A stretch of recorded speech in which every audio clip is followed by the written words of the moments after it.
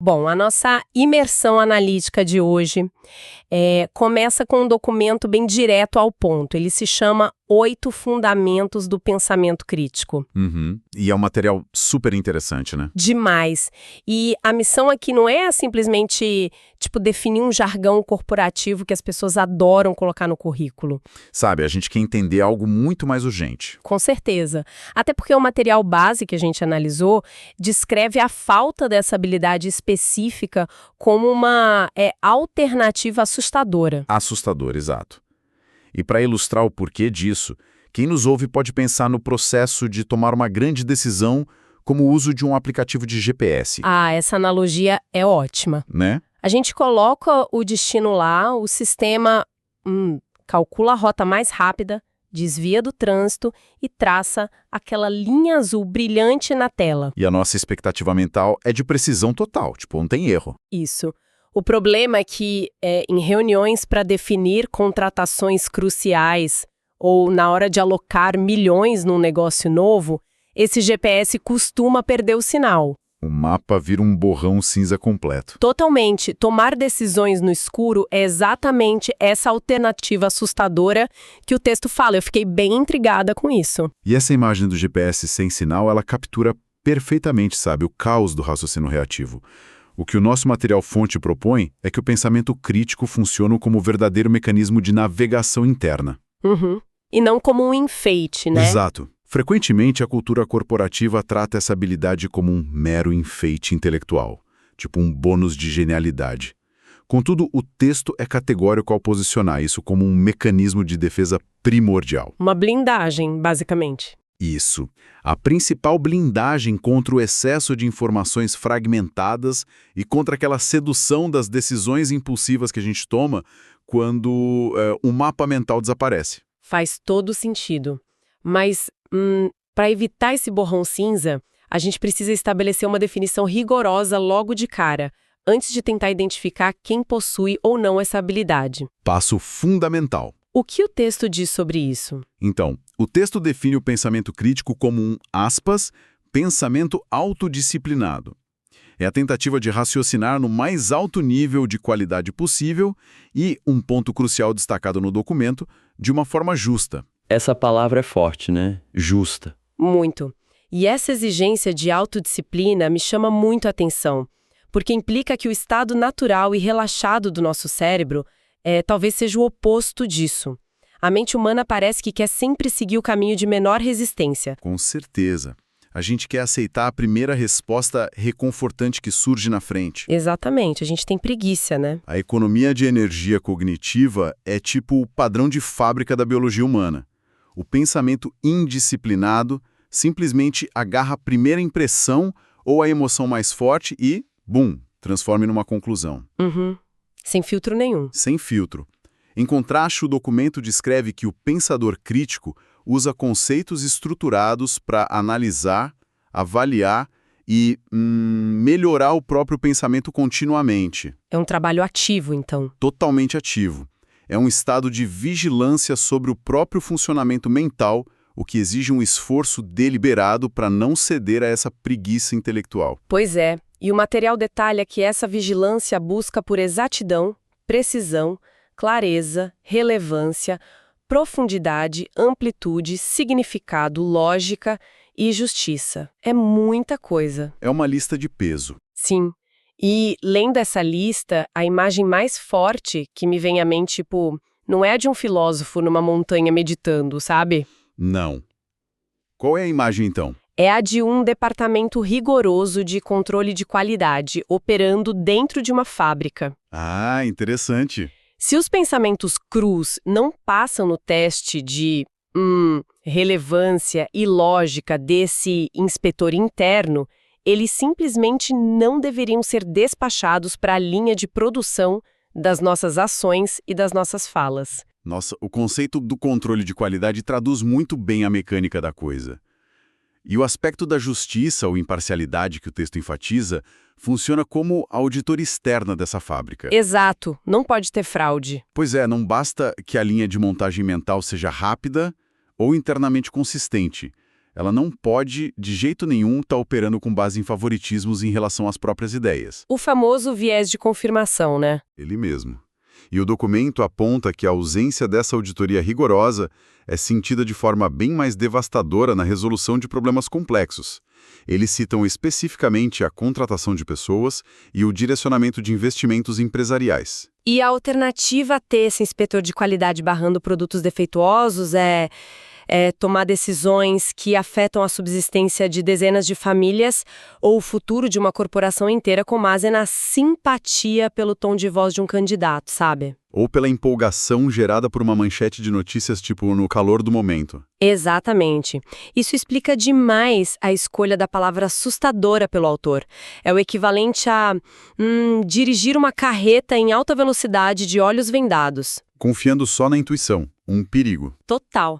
O que nos leva à necessidade prática de entender como esse controle opera no mundo real, né? Sim, porque uma vez estabelecido que o raciocínio reativo é perigoso, o material passa a dissecar a anatomia de um pensador crítico através de 5 comportamentos observáveis. Quais são esses comportamentos? O primeiro me chamou muita atenção. O primeiro indicador vital é a forma como os problemas são abordados. A formulação de questões vitais de maneira incrivelmente clara e precisa. O foco não está em ter a resposta imediata, mas em calibrar o instrumento de medição. Cara, isso muda a dinâmica de qualquer investigação. Tipo, uma pergunta vaga como, por que o nosso projeto falhou? Isso só gera respostas defensivas e também vagas, né? Exato. Mas uma pergunta precisa como, quais falhas de comunicação ocorreram entre a equipe de design e a equipe de engenharia durante a terceira fase de testes? Nossa, aí você já tem o embrião da solução dentro da própria pergunta. Sim. No entanto, lendo o documento, eu esbarrei em algo que parece desmentir essa exigência de precisão. O segundo comportamento listado diz que é necessário, aspas, reunir e avaliar informações relevantes usando ideias abstratas para interpretá-las de forma eficaz. As famosas ideias abstratas. Pois é, como é possível conciliar a exigência de clareza cirúrgica que a gente acabou de falar com o uso de ideias abstratas? A gente geralmente associa a abstração a devaneios teóricos, sabe? Falta de foco. Sim, e essa contradição aparente é um dos pontos mais sofisticados do documento. A confusão surge porque a gente tende a ver a abstração como o oposto da realidade prática. Tipo algo que está só no mundo das ideias. Mas no contexto do processamento de informações complexas, usar uma ideia abstrata significa utilizar um modelo mental para organizar dados que estão caóticos. A abstração, nesse caso, é a capacidade de recuar dos detalhes triviais para enxergar a estrutura maior. Ah, entendi. É como olhar para uma tela de computador cheia de linhas de código super confusas e usar o conceito abstrato de arquitetura de software para entender o que aquele código está tentando construir, né? Perfeito. Exatamente isso. Se uma equipe está, afogada em milhares de planilhas de vendas com números oscilando o tempo todo, os dados brutos são inúteis por si só. Você olha e não entende nada. A ideia abstrata aplicada aí poderia ser um princípio macroeconômico ou um modelo de ciclo de vida de produto. Esse conceito abstrato funciona como uma lente. Uma lente que foca as coisas. Isso. Ele agrupa as informações dispersas, filtra o ruído e permite chegar a uma interpretação precisa. A abstração, ironicamente, é a ferramenta que torna a precisão final possível. Que loucura! Faz muito sentido. Isso pavimenta o caminho para o terceiro comportamento, né? Chegar a conclusões bem fundamentadas e submetê-las a testes rigorosos. O teste é onde a vaidade intelectual morre. Total. O texto deixa claro que ter aquele momento eureka não encerra o trabalho. A conclusão precisa ser colocada na pista de testes para garantir que resiste ao estresse do mundo real. E validar uma ideia apenas contra os próprios vieses não é um teste real, né? Nem um pouco. E aí entra o quarto comportamento: manter a mente aberta. O documento fala em explorar sistemas alternativos de pensamento e avaliar as próprias suposições. A teoria é bonita, né? A teoria é linda, mas a prática é brutal, convenhamos. O cérebro humano experimenta uma dor física real. o que a gente chama de dissonância cognitiva, quando é confrontado com evidências de que está errado. É muito desconfortável. Muito. Como alguém consegue manter a mente aberta sem sentir que o próprio chão está desmoronando? O segredo, segundo a lógica do texto, não é abandonar as próprias convicções permanentemente logo ao primeiro sinal de discordância, mas é desenvolver a habilidade de suspensão temporária da descrença.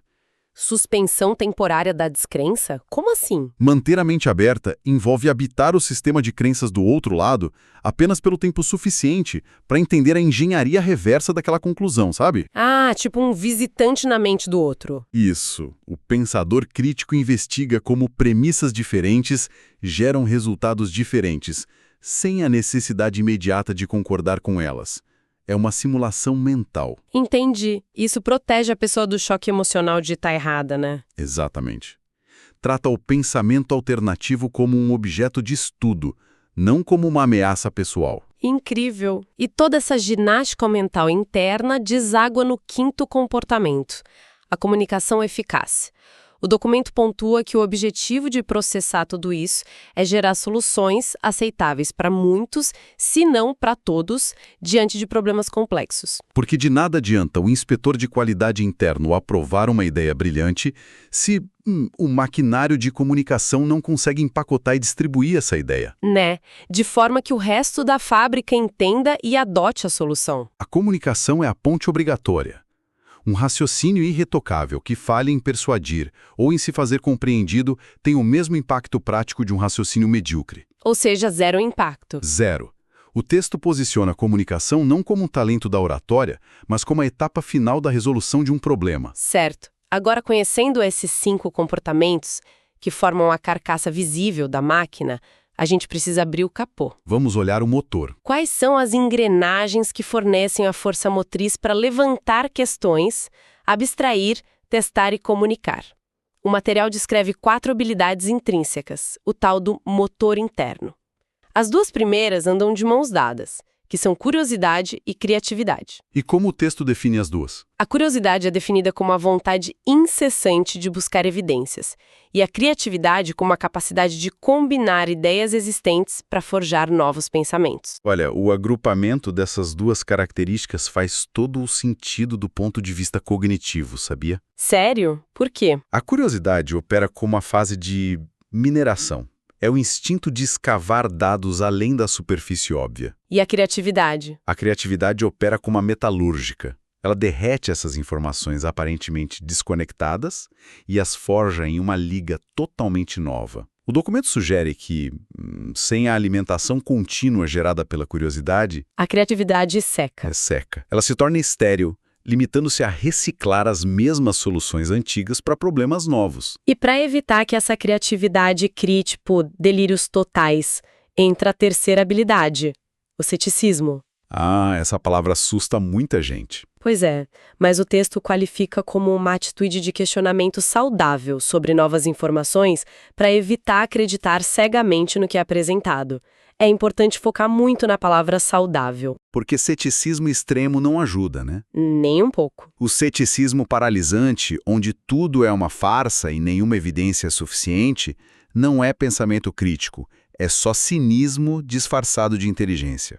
Definitivamente. O ceticismo documentado aqui é apenas um filtro na porta do clube mental, pedindo para ver a identidade de cada afirmação antes de deixá-la entrar na festa, sabe? Adorei a analogia da balada mental. E o limite entre o ceticismo saudável e o cinismo é calibrado exatamente pela qualidade da evidência exigida? A barra de exigência. O pensador crítico ajusta o filtro.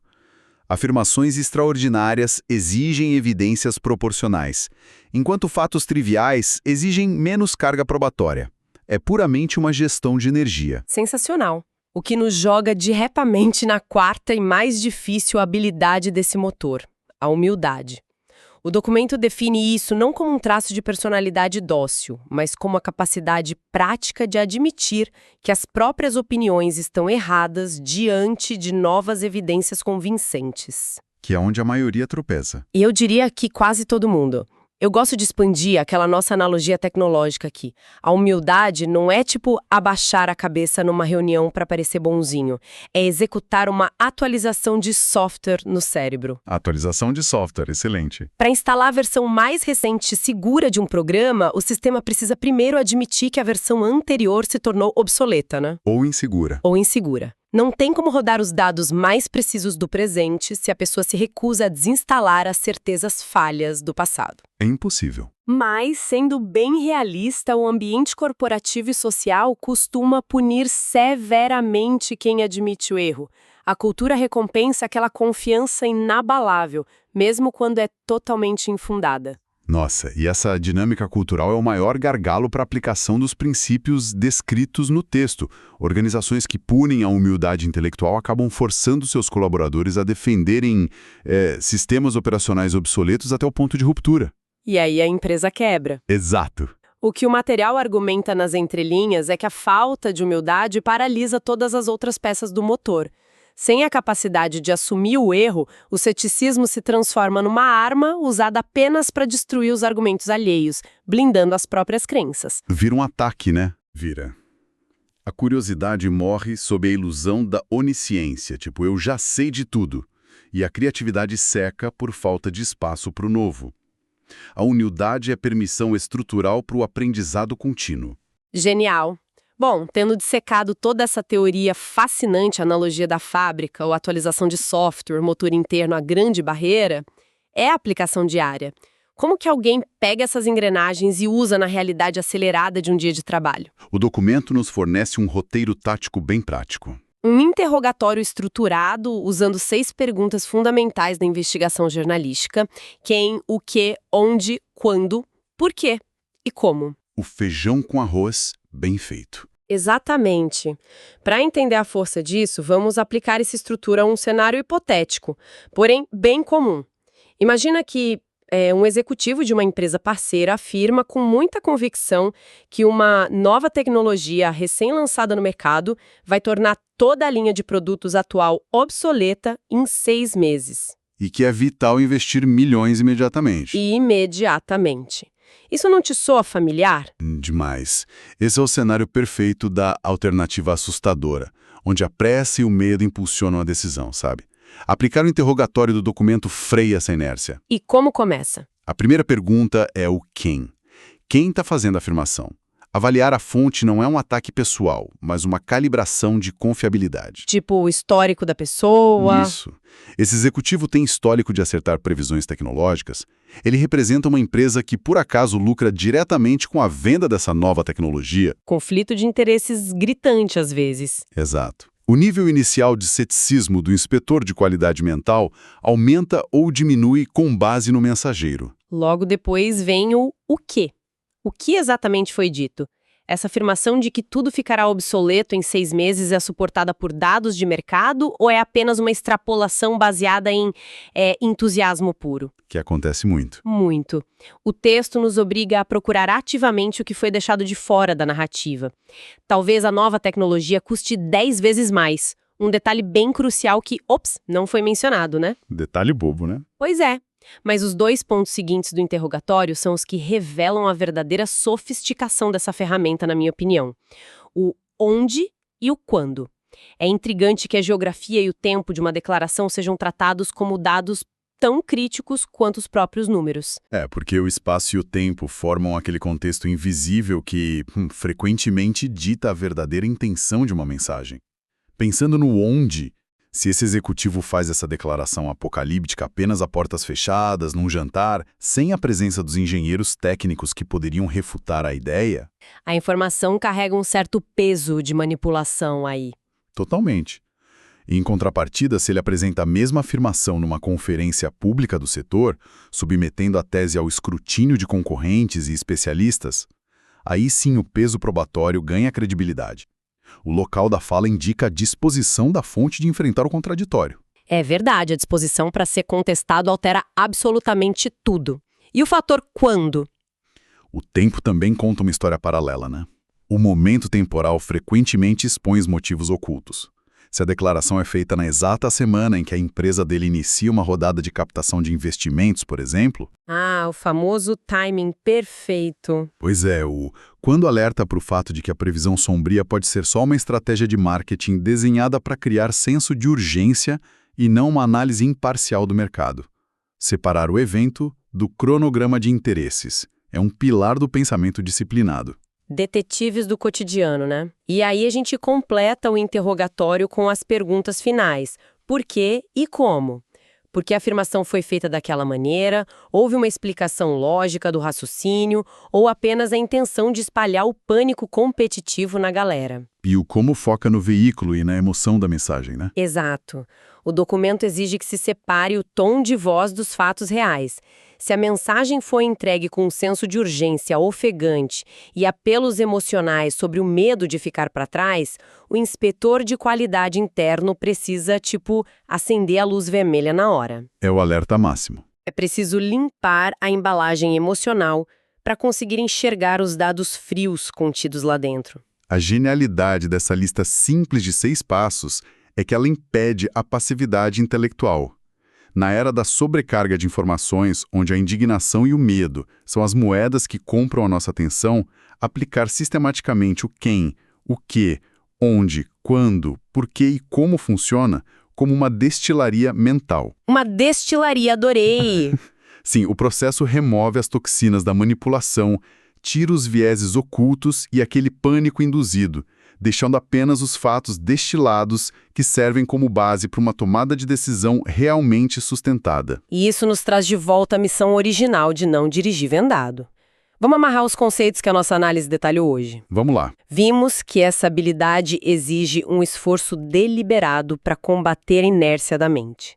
O controle de qualidade interno precisa ser implacável e, acima de tudo, imparcial. E é um sistema operado por 4 peças centrais. Lembrando, a mineração da curiosidade, a forja da criatividade, o filtro do ceticismo e a essencial atualização de software que chamamos de humildade. Perfeito. E a prova de que o sistema funciona ocorre no exterior, quando os comportamentos se manifestam. Na formulação cristalina de problemas, na habilidade de usar modelos abstratos para decifrar a realidade. Na testagem exaustiva das conclusões e na coragem de suspender as próprias certezas, né? Sim. E, claro, na capacidade de empacotar a solução final através de uma comunicação compreensível para todos. A motivação para dominar essa ferramenta é muito clara. As decisões que moldam carreiras e empresas não perdoam o raciocínio preguiçoso. Jamais. No entanto, ao final da leitura desse documento, um pensamento provocativo se recusa a sair da minha mente. O texto posiciona a comunicação eficaz com outras pessoas como o estágio culminante de todo esse rigor processual, certo? Certo. O objetivo final é construir soluções adotadas pela coletividade. Isso levanta uma reflexão meio incômoda. Que tipo de cenário essa reflexão sugere para você? Imagina uma equipe de trabalho ou um conselho de diretores enfrentando uma crise grave. O que acontece se os indivíduos mais capacitados, aqueles que possuem o controle de qualidade mental mais afiado, que fizeram todas as perguntas certas e enxergaram os padrões abstratos e testaram as conclusões, decidirem se calar? Nossa. Se, por medo de criar atritos sociais, por insegurança crônica, ou simplesmente pelo cansaço de debater com mentes fechadas, eles guardarem as respostas precisas apenas para si mesmos. O GPS deles está funcionando perfeitamente, apontando o penhasco logo ali na frente. Mas a falha ocorre exatamente na etapa da comunicação. Olha, o impacto dessa omissão é sistêmico. Quando o pensador crítico se cala, todo o maquinário de verificação que a gente discutiu hoje se torna estéril. Fica inútil. Fica inútil. Um pensamento de altíssima qualidade que não cruza a barreira do indivíduo para o grupo, ele não tem o poder de alterar a realidade material. A consequência trágica é que essas mentes analíticas se tornam passageiros perfeitamente lúcidos, observando em silêncio absoluto o veículo coletivo acelerar em direção ao desastre que eles previram semanas antes. É pesado. E essa imagem consolida a lição final da nossa investigação. Dominar os fundamentos de como raciocinar não é apenas uma busca por refinamento intelectual isolado, sabe? Não é um hobby mental. Não se trata de montar um quebra-cabeça na solidão de uma sala. É uma obrigação prática e coletiva. Quando o inspetor de qualidade interno detecta uma falha letal nos dados que vão embasar a próxima grande decisão do grupo, o trabalho não termina em saber que a falha existe. A pessoa tem que agir. É exigido apertar o botão de emergência, interromper a linha de produção e articular o problema em voz alta. A autodisciplina mental perde seu valor se não for acompanhada pela coragem de comunicar a verdade encontrada. O silêncio lúcido também é uma forma de negligência. Fica essa excelente reflexão sobre a responsabilidade que acompanha o conhecimento. Com certeza. Bom, encerramos por aqui a nossa imersão profunda de hoje nos 8 fundamentos do pensamento crítico. Até a próxima. Até a próxima.